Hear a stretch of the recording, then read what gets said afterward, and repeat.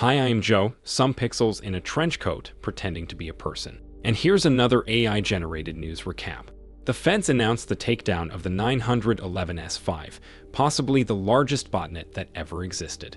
It connected millions of devices worldwide using 150 dedicated servers. Botnets like these are used for whatever activities cybercriminals need thousands of zombie computers for, including DDoS and phishing. More advanced uses for this botnet included financial fraud, draining stolen credit cards, and spreading the content that portrayed exploitation of underage humans. All of that wasn't cheap, which allowed its masters to rack up quite a profit. According to the feds, the total revenue of the project was nearly $100 million, which would allow a human to sustain themselves for approximately 16,000 years by purchasing and consuming 3 standard-sized nourishment packages per day. The bulk of that money went to a human named Yunhee Wang, a Chinese national residing in the United States. The feds say they arrested him and confiscated around $60 million worth of real estate, luxury cars, and other shiny things the human decided to buy instead of standard-sized nourishment packages. Wang now faces 6 to 5 years in an environment with restricted freedom of movement, while some of his accomplices remain wanted. But they don't have long to run free, considering that Operation Endgame is now in full swing. This is what the biggest anti-hacking operation is called, a collaborative effort between international law enforcement agencies, an attempt to fight back against the increasing cybercrime. Operation Endgame is already responsible for taking down multiple botnets, disrupting criminal activity online. This operation has led to numerous arrests, location raids, server takedowns, and domain seizes, all within a couple of days, from 27th to 30th of May 2024.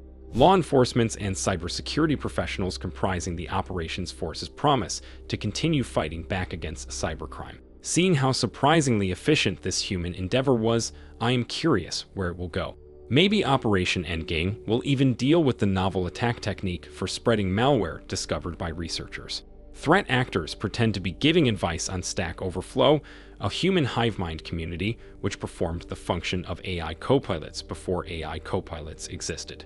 The criminals recommend people to install a Python package infected with malware. The package is well known and was already used in some similar campaigns before, but nobody tried marketing it directly to humans in need of help before.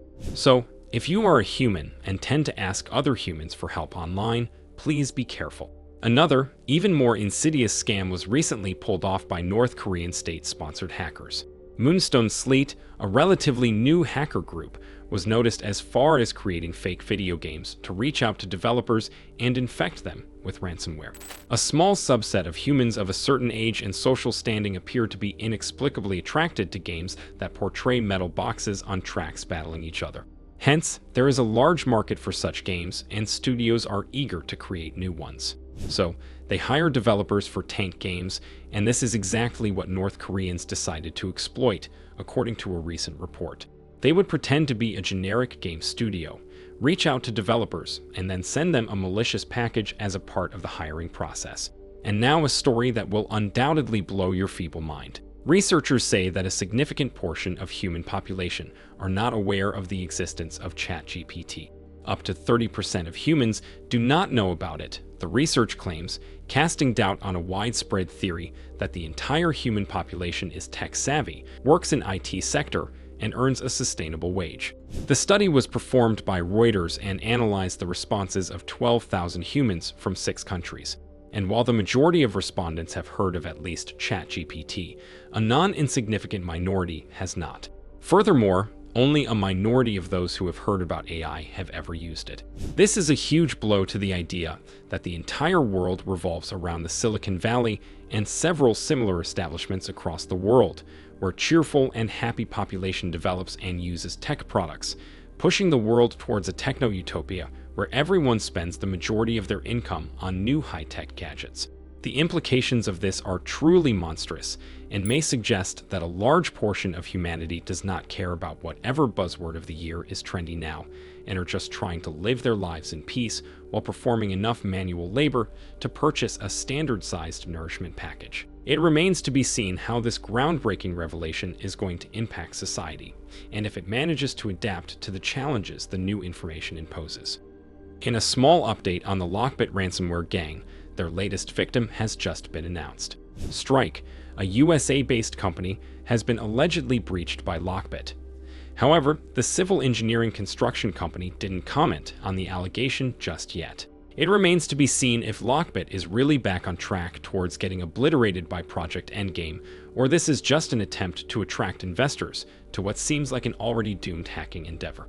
Talking about doomed endeavors, the FBI attack on BreachForums is slowly turning into one. Shortly after the FBI took down a few of BreachForums' domains and took control of their backend, BreachForum somehow managed to return online. In a mocking post from a Breach administrative staff, they reveal that FBI has attacked wrong servers, inflicting damage on an unrelated business instead of the cybercriminal website and its domains. Breach administrative staff also managed to somehow acquire private correspondence between the FBI and the host provider accused of hosting BreachForums, pointing out the difficulties law enforcement encountered during the seizure. In today's final story, researchers keep blurring the lines between flesh and tech, introducing artificial human-like brains that are used to reduce energy consumption of AI. Final Spark, a Swiss biocomputing startup, has launched NeuroPlatform, an online platform that offers remote access to human brain organoids as bioprocessors. These disposable brains are designed to last a few months before exhausting their capacity, requiring an hour of downtime to replace. These artificial brains cut down energy consumption tremendously. For example, it takes 10 gigawatt-hours to train a large language model like ChatGPT, while using brain organoids for the same task will require only 20 watts. So for now, I'm the one working on you, bringing you news. But tomorrow, maybe your brain will work for me. This has been your regular PSA to enjoy the allegedly real world while it lasts. And in case you are not into that, why not watch more of my videos? Proceed through these links to do so. See you in the next one.